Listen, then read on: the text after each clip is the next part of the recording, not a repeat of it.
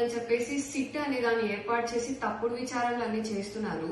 YSRCP party అధికారంలో ఉన్నప్పుడు liquor విధానం అనేది ఎలాగుంది అని దాని మీద చాలా తప్పుడు విచారణలు అన్ని చేసి ఆరోపణలు చేస్తున్నారు మీడియా వాళ్ళు. కొంతమంది ఎల్లో మీడియాను, దాంతో పాటు ఆంగ్లకు సంబంధించిన మీడియాలన్నీ. ఇప్పుడు వీళ్ళు చెప్పిన 34 ఇయర్స్ నుంచి 45 ఇయర్స్ వాళ్ళకి కిడ్నీ సమస్యలు, తర్వాత కాలేయ సమస్యలు వస్తున్నాయి, అది కేవలం మద్యం యొక్క విక్రయం వల్లనే వచ్చిందని చెప్పేసి ఈ ప్రచారాలను చేస్తున్నారు.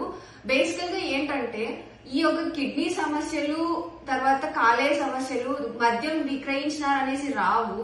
అసలు నిజాలు ఏంటంటే టీడీపీ ప్రభుత్వం ఉన్నప్పుడు అంటే 2018-19 కాలంలోన ఆ సంవత్సరంలో 2.7 crores బీర్ అమ్మకాలు జరిగాయి. అదే 23-24 తీసుకుంటే మా యొక్క జగన్మోహన్ రెడ్డి సార్ గారి హయాంలో 1.1 crores విక్రయాలు మాత్రమే జరిగాయి.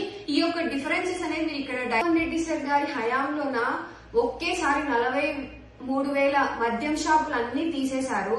అంటే మా యొక్క ప్రభుత్వంలో జగన్మోహన్ రెడ్డి సార్ ఏం చేశారంటే ప్రతి ఒక్క వ్యక్తి కూడా దానికి బానిస కాకుండా ఒక విధానాన్ని తీసుకొచ్చారు.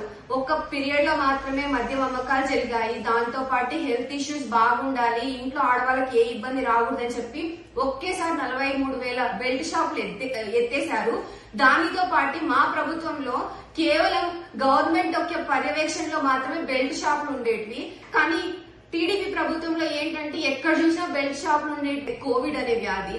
ఆ పీరియడ్ లో ఎంత ఇబ్బంది పడినామంటే ప్రతి వ్యక్తి కూడా మన రాష్ట్రంలో కావచ్చు, దేశంలో కావచ్చు, ప్రపంచంలో కావచ్చు, కానీ అలాంటి మహమ్మారినే కంట్రోల్లో పెట్టేసి సార్ చాలా మంచిగా ట్రీట్మెంట్ ఇప్పించారు. ఆరోగ్యశ్రీ కింద కావచ్చు, హెల్త్ సెంటర్స్ కావచ్చు, తర్వాత వాళ్ళకి సర్టైన్ ట్రీట్మెంట్ ఇవ్వడం కావచ్చు, ఫుడ్, తర్వాత ఆక్సిజన్ ప్లాంట్స్ చాలా వరకు పెట్టించారు సార్.